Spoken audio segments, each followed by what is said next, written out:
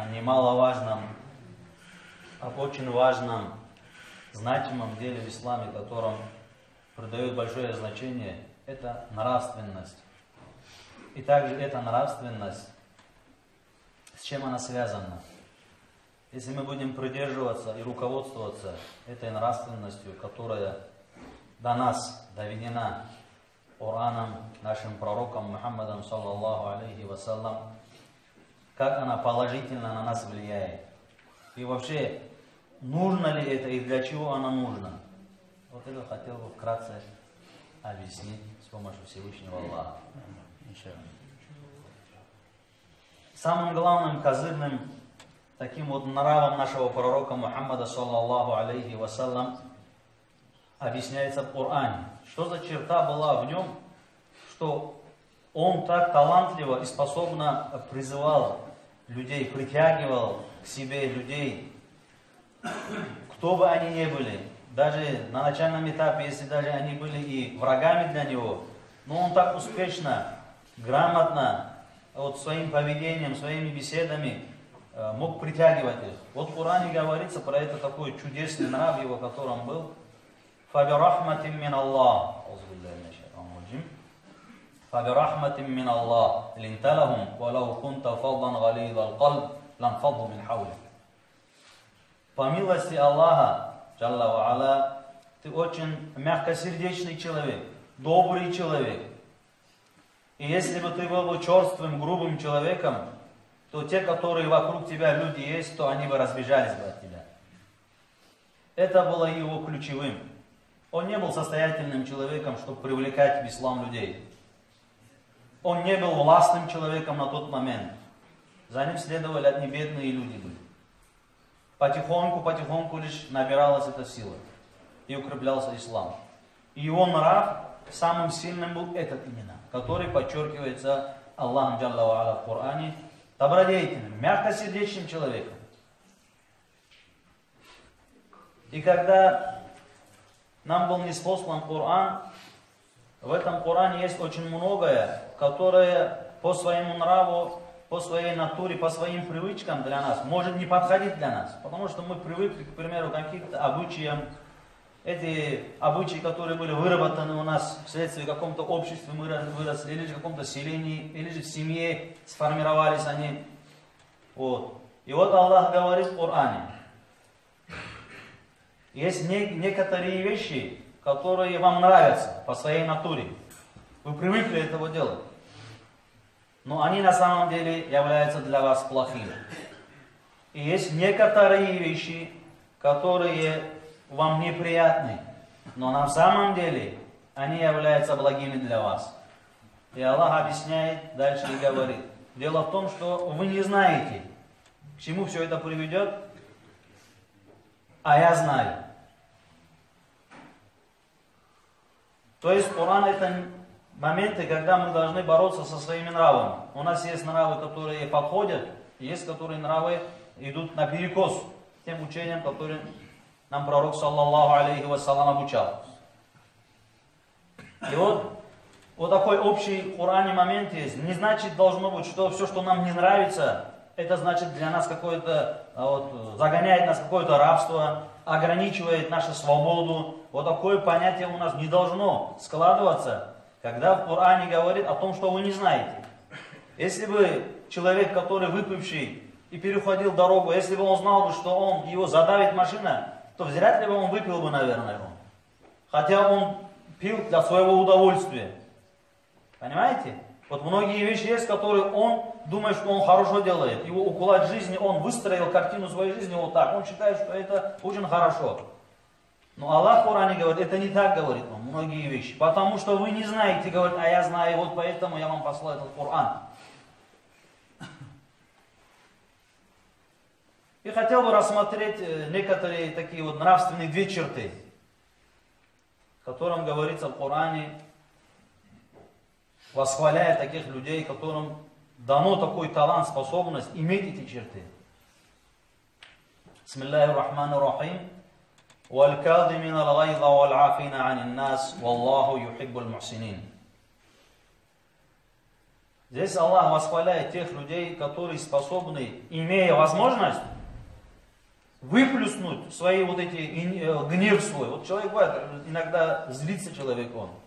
Его иногда доводит, бывает. Вот. Имея возможность, если не от того, что он в том момент не может разозлиться, потому что это для него плачевно окажется. А имея возможность, как говорится, выплеснуть всю эту злость, вылить наружу все, но он ее сдерживает. Аллах подчеркивает, выделяет этих людей и дальше говорит, и те люди, которые способны прощать других людей. Аллах этих людей любит, говорит. И поистине они добродетели. Они. У нас в Дагестане, во всем мире, может быть, так есть, укладывается так, что доброе дело, к примеру, простить какого-то человека, простить, независимо от его веры, или же сдержаться, не разозлиться, когда ты можешь разозлиться, как бы слабая черта у нас воспринимается это. И тем не менее это комплекс недостаточности считается сейчас в таком современном мире, считается это прощать, надо быть грубым, жестким, особенно если ты там руководитель или что-то. Вот. Но Аллах не говорит, что это хорошая черта. Аллах говорит, хорошая черта, когда ты сдерживаешь свой гнев и когда ты умеешь прощать. И Аллах поистине любит. Узнать на этом свете сейчас, что тебя Аллах любит или нет, это невозможно. Есть некоторые дела, которые сказаны в Коране, если мы совершим эти дела, тогда это есть знак, что Аллах нас любит. И это мухсин, это добродетель, это не может быть плохим человеком, это как бы слабость какая-то. Это самая добрая черта, которая есть в человеке. Аллах восхваляет таких людей. Иногда бывают ситуации, которые люди какие-то создают для нас, бывает, да, ситуация. На машине может быть, родственники могут быть, на работе могут быть, непутевые люди бывают некоторые такие, которые создаются и нужно бывает. Вот и ты, вот когда сдерживаешься и прощаешь этих людей, вот, то это влияет на тебя, что-то Аллах любит тебя, хорошим человеком становится. И теперь дальше хотел бы рассказать, вот за то, что человек вот, умеет прощать, умеет сдерживать, что ему бывает от этого, как оно на него влияет. Вот наш пророк, саллаллаху алейхи ва саллям, сказал, «Акмалул му'минина имана». Самые совершенные люди веры, полноценные. В нем нет нигде бреша, полноценной верой, мусульманин, настоящий полноценный верующий человек, это тот, кто совершенно нравом. То есть самые лучшие из вас, ахасинукум ахлакум. Самые лучшие из вас нравом, сказал. В этом хадисе подчеркивается, что иман, вера, которая нам так необходима в этот момент, она вплотную связана с нравственностью. Если мы будем вот такие вещи применять в обществе друг к другу, вот мы здесь сидим по работе, родственники, вот этим непутевым людям и так далее, мусульманам, не к мусульманам, родственникам, соседям, то это, оно будет влиять на нашу веру. Она будет дополнять вот эту планочку, шкалу, вот эту имана, она будет расти. То, что необходимо для нас.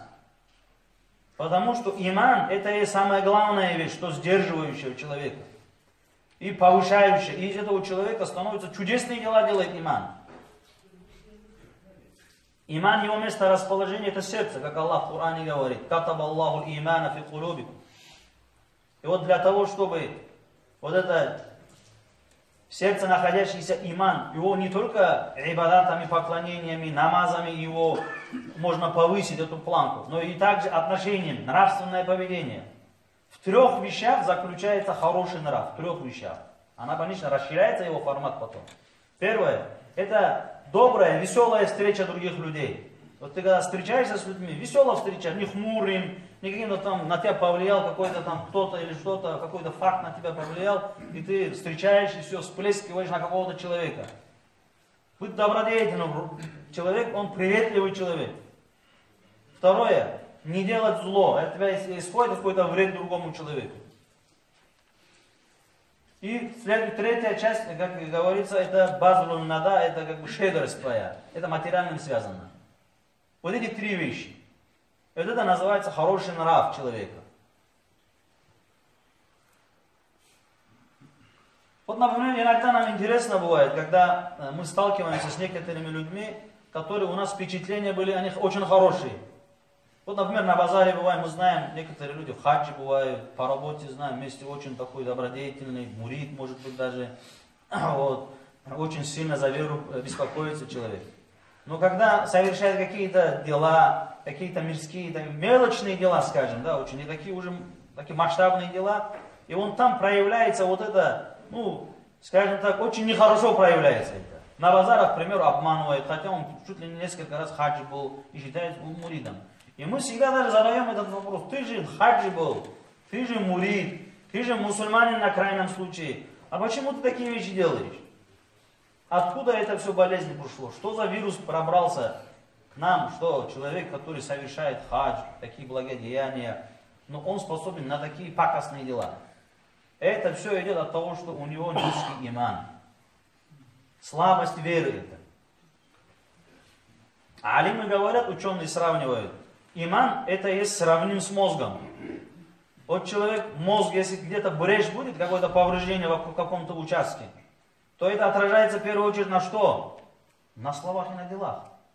Мы знаем, вот душевно больные люди бывают, ауру говорим, болеет человек он. Мы почему вывод такой сделали? Ну дела он делает такие необычные, которые нормальный человек не делает. Или говорит слова. Вот. Это брешь в мозгу, в каком-то участке брешь, она отражается на чем в первую очередь? На делах. Вот иман тоже такая же вещь вера. Вот какой-то недобор будет в каком-то месте. Или человек этот выпивать будет, хотя он намаз делать будет. Или имеет такое качество нехорошее, как воровать. Или такое, как зина, вот, обманывать.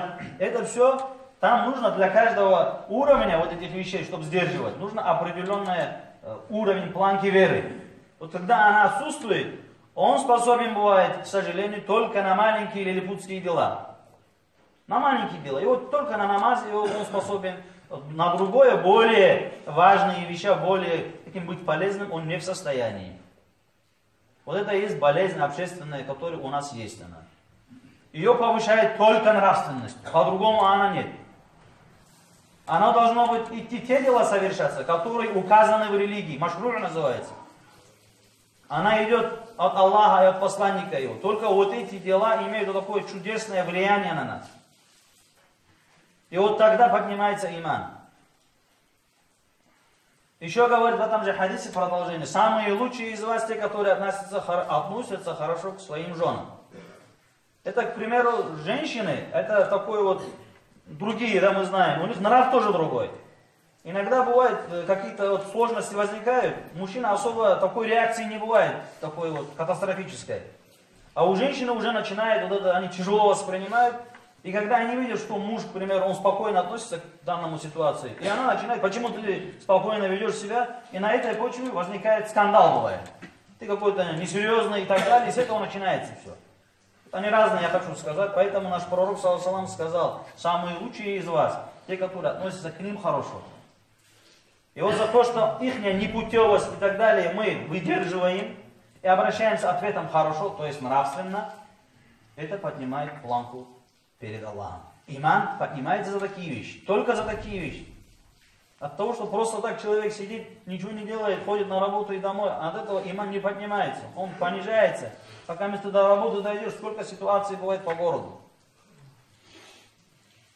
Вот как влияет на нас иман. И как влияет нравственность. Это взаимосвязанные вещи.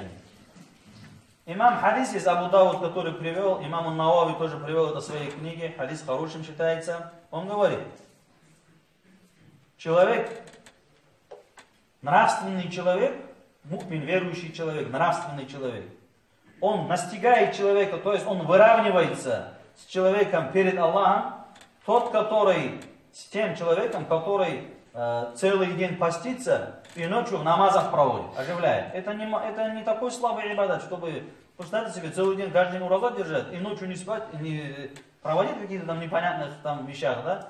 А именно в намазах, ибадатах, в угоду Аллаху ты делаешь. И вот с этим человеком, вы представьте себе, да, который с Аллахом связанное право, это намаз и ибадат, оживление. Тут за то, что человек нравственно прощает кого-то, веселый, радостный, такой позитивный, не такой вот такой агрессивный вот, умеет прощать, помочь, как может, конечно. И вот за эти дела он просто, планка его перед Аллахом, он выравнивается. Вот такая сторона есть. Потому что мы люди, это создание Аллаха. Аллах очень любит. Посмотрите неверующих людей, как он сохраняет. они чуть ли не полмира владеют. Но это его творение. Это у нас в сердце, конечно, да, понятно, мы верующие, почему такое обделение. Но это творение Аллаха. Он очень любит это, своего творения. Там другой разговор. Здесь ко всем относится милости. Еще один нрав скажу, который наш пророк ﷺ сказал. На том свете какое вознаграждение будет. Это на этом свете что получается? Да? Она увеличивает наш иман. На том свете. Один из хадис достоверный, который Аль-Бухари и Муслим привел. Также имам Ан-Навави в Рияду Салихин тоже этот хадис привел. И говорится там так. Тот, кто, я гарантирую, ана заимун, я гарантирую.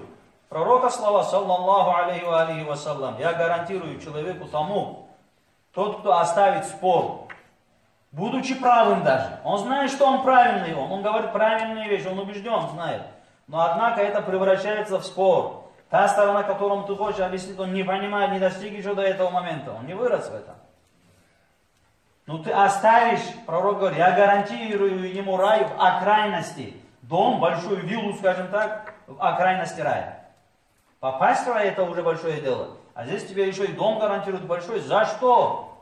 За что, что тот даже не прав был человек, ты за то, что это не переросло в скандал и так далее, ты прекращаешь, ради Аллаха оставляешь, и Аллах тебе вот такую награду дает. Это о чем говорит? Вот он не прав, но Аллаху тот человек близок все равно.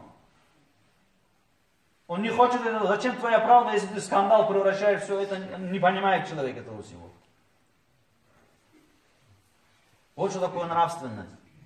Дальше продолжает наш пророк саллаллаху говорит. Еще я гарантирую тому человеку в центре уже рая, дом, виллу большую, тот, кто оставит ложь даже шутя. Ложь, она даже и в шутке, в виде шутки она не хороша. Есть несколько моментов, где разрешено, это когда ты попадаешь там в плен, в битву и так далее, где есть опасность, угроза жизни другому человеку, ты там можешь соврать, чтобы тот человек, как говорится, невиновный не пострадал от этого. И между мужем и женой есть моменты, чтобы их примирить, там разрешено это. В остальных случаях, даже анекдотами, даже шутками, не говоря уже о серьезном положении, враг это, кто оставит, пророк саллаллаху сказал, я ему гарантирую дом в раю. Это тоже нравственная черта, бороться со собой, со своей слабостью, вот этой болезнью, вот этой ложью, обманом. И третья часть, где он сказал, наш пророк, саллаллаху, я гарантирую на самой высоте дом в раю, в центре, но еще и на высоте, на пике, на возвышенности. Дом в раю, обещаю большой, тот, кто будет нравственен. Мы знаем, что тот же оставит спор, оставит ложь, она входит в состав вот этой нравственности. Вот вы представьте, человек, он не любит спорить, он видит, что не понимает человек, ну что ему говорит. Вот один шейх был, рахимахуллах, там пишется, он это как бы в качестве воспитания муридам объясняет. Он одному своему муриду сказал, одну вещь ему сделать надо вот так. Тот его переспрашивать начал его. Я не понял, говорит устаз, а ну еще раз повторите, сказал он. Устаз ему сказал, вы, говорит, я один раз ошибся, говорит, сказав его в тебе. Ну ты сейчас хочешь, чтобы я уже второй раз повторил, вторую ошибку сделал, говорит он. Понимаете, да, это уже начинает человек не понимает, да, как-то он начинает, то не нужно это, как говорится, обострять, дальше продолжать. Ему надо совсем другую вещь говорить. Как Али говорил, вы с людьми общаетесь, разговариваете по их уровню понимания. Наззилу наса маназилам.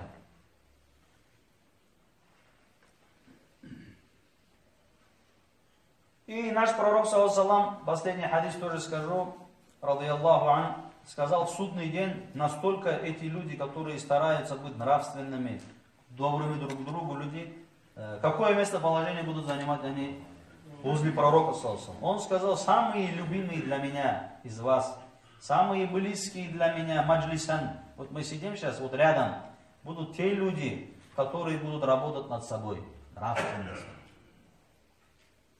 Вот у нас, я почему на эту тему подготовил? Потому что у нас в Дагестане есть такой вот муридизм, есть такое понятие есть.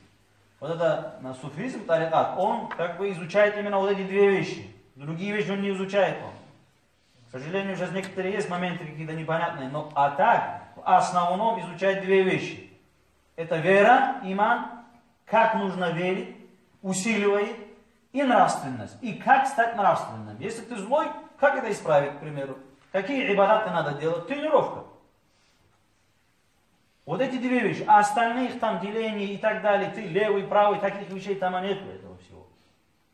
Вот эти вещи там делаются. Это самые ценные люди. Эта наука связана именно с нравственностью.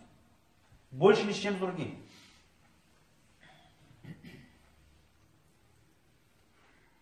سبحانك اللهم وبحمدك أشهد أن لا إله إلا أنت أستغفرك وأتوب إليك السلام عليكم ورحمة الله وبركاته.